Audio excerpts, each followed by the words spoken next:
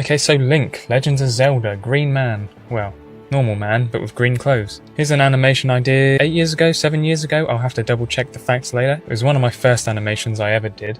Way back. So it was a basic animation. It was supposed to be his little jab combo in Super Smash Bros. Where he's sort of like, you know, stabbing a bunch of times. Yeah, but it ended up looking like he's just waving a plastic tube around. And it's not really nice. You know, it was something, and something's better than nothing, but yeah, a lot of room for improvement. So with the new animation, I didn't want to replicate the movement completely, but I am going to mimic the jab combo from Toon Link in Super Smash Bros., which is this sort of free hit combo where he kind of waves it down, up, and then he throws a little stab out. So that's what we've done, and that's what we're going with. But yeah, as with any animation, you're starting off with the keyframes, so we just wanted these base 4, maybe 5. So we're going to have the settling pose, the pose where he's lifting the sword up, and then when he's thrown it down, and then when he's swung it back up again, and then when he goes to stab. So we're going to have those base keyframes that will then fill in the gaps of later. Now I did take a different approach to normal when it came to keyframes. Usually I'm a little bit more delicate with the keyframes, where I try to get each one being a bit more full, right, before moving on to the next one. But in this case, and I kind of took inspiration from some artists I've been listening to. It's like I watched their approach, and a lot of their approach early on is very messy. It's very just like your eyes are half closed, they're squinted, and you're just sort of waving your arms around in front of you vaguely, just to get a general shape of what you're wanting to achieve. And so I've kind of tried that approach, because usually I get way too focused way too early, and that can stifle me a bit. Like, you want to get a little bit messy in the early stages of things, right? The first 50% of the time, that's an arbitrary number, but you know, the first half generally, you want to be a little bit more unfocused, let's say.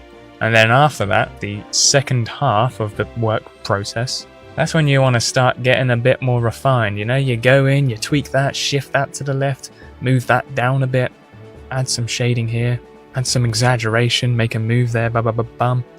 You know, making things a little bit cleaner. One analogy would be like if you're writing an essay. You know, when you're writing an essay, the first thing you're trying to do is just get things on the page. You're building up your resources, your materials, building up words, ideas, thoughts, perspectives, getting resources. You're just throwing everything out there. And then later, that's when you start editing things. You know, you start refining, you tidy up your paragraphs, you split this into one section, you change your word choice here, your punctuation there. And the same deal sort of with animation as well. It's like the early days, you just get the pixels on the screen, just get the shapes on, get the general idea, whatever. We'll just throw it all on, throw it. And then after that, you can do your tweaks. After that, you can organize things, work out the timings and the positionings, but you can't do it too early. Another thing, I usually go for 20 frames per second. For the last few years, that's what most of my animations have been at. I started out with the 10 frames per second, and I think that's what most pixel artists do. I know it doesn't sound like a lot, like 10 frames per second, that should be really chunky, but I think you can get away with it more in this medium. But yeah, I went back to 10 frames per second just for this one. One reason being I wanted it to be a bit more of a challenge, right? Because it's a lot easier to make things look smooth when you're dealing with 20 frames per second. Now on top of that, it also just saves time. If I'm animating 30 frames instead of 60 frames, that saves me an extra couple hours, which if you've seen a lot of my other videos, you know that saving time is a big value of mine. I don't want to spend more time than necessary. And in this case, where we're just doing a quick video, a quick little challenge of recreating an old animation, we don't need to spend too much time.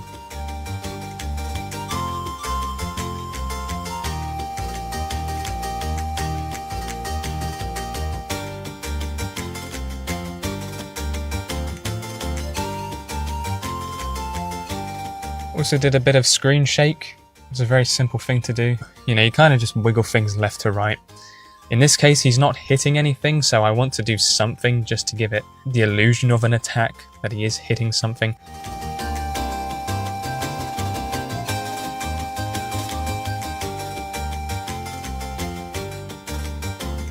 Glow. Slapped on some glow. If you don't know how to do this in Sprite, I think I covered it in another video, but if you just go to Edit, Color Curve, and then you drag the top right corner a little bit to the left, you then make the animation a bit, I was going to say spicier, brighter. And so I've applied that for the impact frames, right? Just when he's about to swing the sword, you throw on a bit of glow, and that's just adding emphasis. I've stolen that from Fire Emblem, I think it is. I think it's Fire Emblem. One of those old school Game Boy games.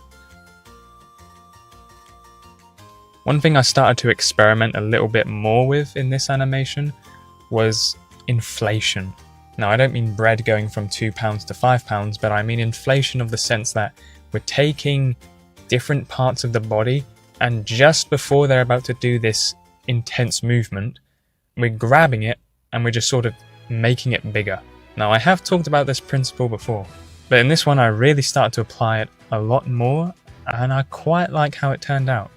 So what we're doing is we're grabbing, for example, the shield, and just before we're about to do the next key pose, or we're about to move to the next key pose, we just inflate it. We make it a little bit bigger, and we'll do the same thing with the sword. Just before we're about to swing the sword, we just make it a little bit bigger. And it's almost like a charging thing. Like, think of when you're taking a big breath of air, you know, you're like the big bad wolf in the Three Little Pigs or whatever. It's like you huff and you puff and then you blow, right? You blow the house down, and that's kind of what we're doing here. So we're taking a big old huff. It's like the sword is taking a deep breath. It's like the sword is going, and then it swings, and that's like the exhale, right? Either way, I was just experimenting with it.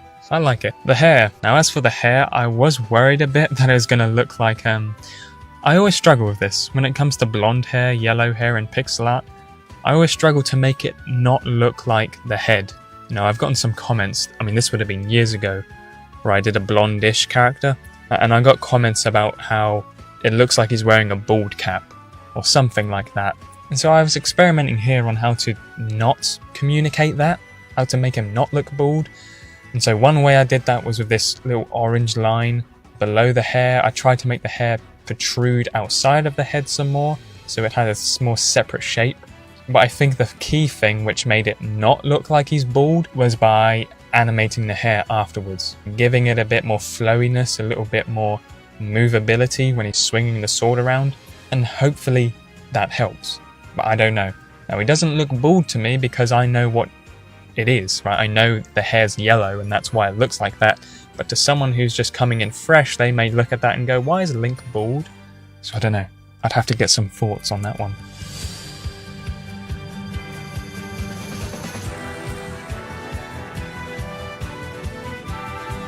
And then towards the end, we're just adding a bit of an outline. I do this at the end for pretty much all of my animations. I think it's just way easier to work that way. Now, it does mean that for the first 90% of the time lapse, things don't look too great. Because I'm animating with the outline in mind, I'm not doing the sort of things you would do if you weren't working with an outline. Now, what you'll often see me do throughout an animation, I think less so for this one, but I will usually add an outline to the frame I'm working on and then undo it every now and then, and that just gives me a better idea of like, okay, how is this going to look? How is this going to look at the end when I do throw on an outline? Okay, it looks like that. Cool, we can move on. But yeah, if you're working on a project, I probably wouldn't recommend the way I've done it here, because what I end up doing is merging all the layers together. When I get to the end of an animation, I lose more and more patience for layers. Like, I do get to the point of, damn it, I've accidentally drawn arm stuff on the body layer and body stuff on the hat layer, and then I get to a point where it's just, okay, merge, merge, merge, merge, merge. We've got 90% of the movement done, and so having things all on one layer isn't going to come at a big cost. Now, it's still bad, because if I come to this animation in the future, let's say I'm working on a game project and I need to edit stuff, well, that's going to be bad. It's not going to be ideal. But in this case, we're not working on a project, we're just doing a quick thing here, so I merge everything together, throw on an outline, give it a reflection, and then we're pretty much there. So yeah, I'm hoping I've covered everything there. I'm quite happy with how it turned out. But yeah, that's it. That's it. Can't think of anything else I want to comment on. I'll see ya when I see ya.